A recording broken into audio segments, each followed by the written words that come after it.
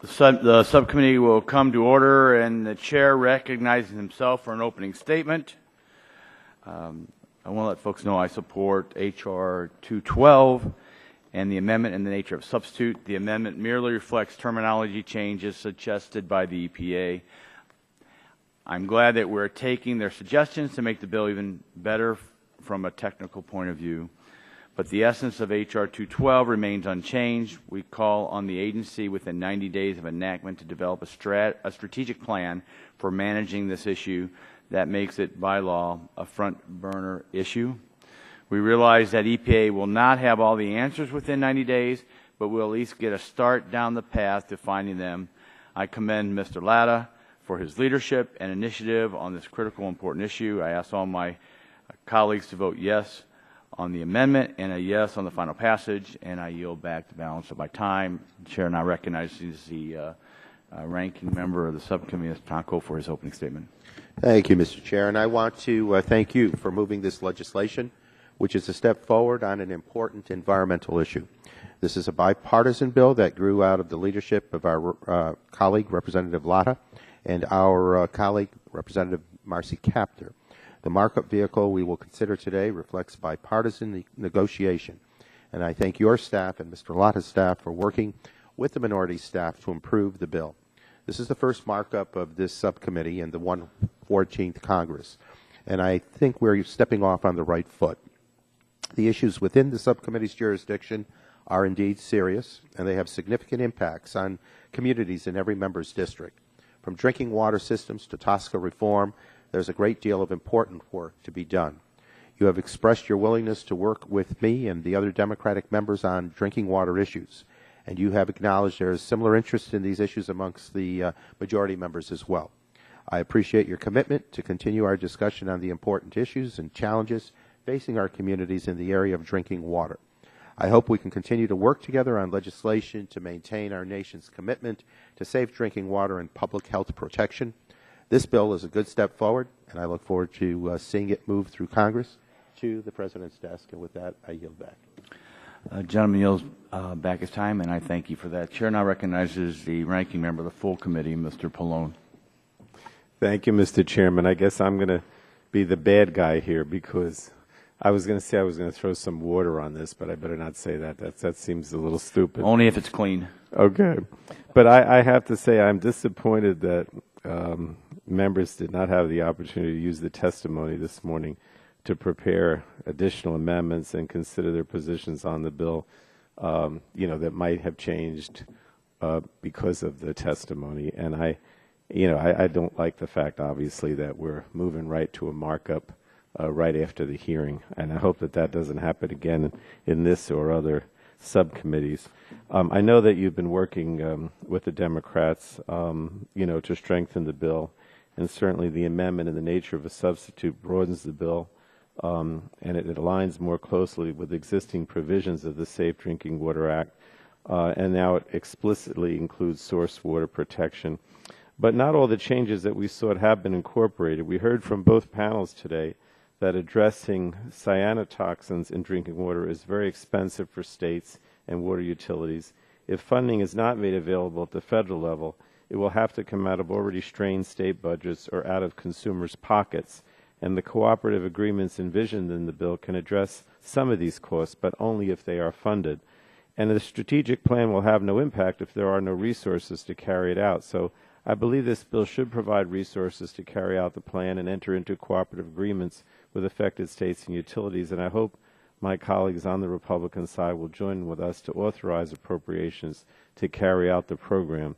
But again, I do thank you for working with us, and I do join in the comments that Mr. Tonka said about not only working with us today, but in the future. Thank you. I'm throwing water on the party. What is the word? Is that the expression? Throwing water on the parade or in the fire? Your comments are well received. Understand your concerns and look forward to working with you. And we want to thank you. The chair now seeks any other member who may want to offer an opening statement on the majority side first. Chair, the gentleman is recognized for 1 minute. Thanks, Mr. Chairman. Just briefly, again, as from my opening statement when the witnesses were here, I just want to thank you again and the committee staff, Republican and Democrat, majority, minority, for working on this and moving the bill forward, because I know the people, not only in Northwest Ohio but across the country, look forward to this bill's passage. And I just want to thank you very much. And I thank you. Gentleman yields back his time. Chair now recognizes the gentlelady from California, Ms. Katz, for 1 minute. I thought it was 5. I apologize, but I wanted just to, first of all, it is good to have a bipartisan hearing and a bipartisan markup, and I echo my ranking member's statement about that we really need to have get into how we're going to do the pay-fors. We need to really be talking about how communities are going to be able to face the cost of mitigation and adaptation as these state revolving funds are diminished and are not able to handle it. So I think we're going halfway there with this opening these hearings, and we should build upon the hearings, which were very dynamic, and also shoulder our responsibility to consider where the burden is going to be borne for making these changes. And the sooner we do that, the better. Algal blooms in these coastal areas that I represent can be so devastating to shellfish growers, to fishermen, to local businesses. NOAA has estimated that coastal algal blooms, I'll just bring out this piece of it, result in at least $82 million in economic impacts every year. Freshwater, of course, are even worse, an estimated $2.2 billion. So really, it's a cost savings for us to do the mitigation in the long run. And yield back. Gentlelady yields back her time. Anyone else seeking recognition? Seeing none, the chair calls up H.R. 212 and asks the clerk to report.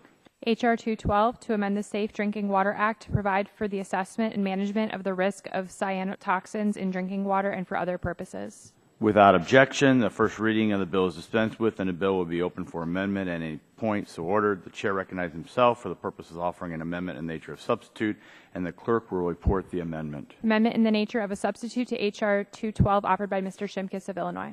Without objection, the reading of the amendment is dispensed with. And we just want to say we've worked with the EPA, and we're in the minority to try to refine the language. We want to thank my colleagues on both sides for working through the process and getting to a point where we can get to the point of a manager's amendment. Still have an amendment or two to address, but my colleagues have my thanks. I look forward to working with them. And I yield back the balance of my time. Anyone else seeking time to speak on the amendment? Are there any bipartisan amendments to the amendment? Seeing none, are there any other amendments? Mr. Chair, I have an amendment at the desk.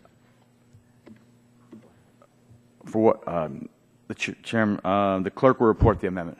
Amendment to the amendment in the nature of a substitute to H.R. 212 offered by Mr. Tonko of New York. Without objection, the reading of the amendment is dispensed with, and a gentleman from New York is recognized for 5 minutes in support of the amendment. Thank you, Mr. Chair. This is a very simple amendment that adds a modest authorization for funding to the bill. One of the lessons we all learn early in life is that you don't get something for nothing. If we want to see results, we need to provide guidance to the appropriators about the need for resources and about the level of funding that is required to achieve the tasks that we have mandated. I do not intend to call for a recorded vote, but given the substantial costs of these blooms to water utilities, businesses, and individuals across our country, and the need to make progress on this very important issue, I believe we need to be serious about providing funds to get results. And with that, I will yield back, Mr. Chair. Gentleman yields back time. We thank him for amendment. I think we've had a good discussion on the issue of authorization and appropriations, and I think as we move forward, we just think at this time, based upon the testimony, this might put the cart before the horse as far as what's really needed. But the concerns have been well registered, and we look forward to working with you. And with that, I yield back my time. Is anyone else wishing to speak on the amendment? Does the gentleman wish to? Any other discussion on the amendment?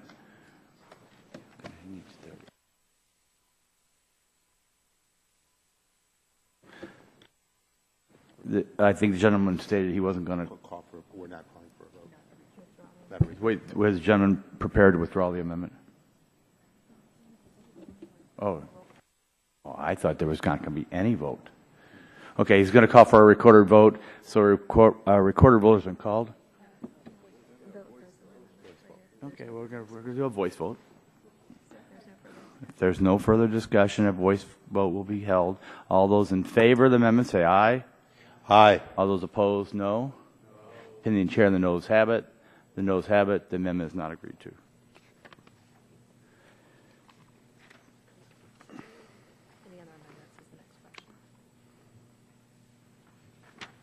Are there any other amendments going to be offered on this bill? There's just too much paper here. That's the problem. If there are no more amendments, a vote occurs on the amendment in the nature of the substitute. As amended, all those in favor shall signify by saying aye. Aye. Those opposed, no. The ayes have it, and the amendment is agreed to.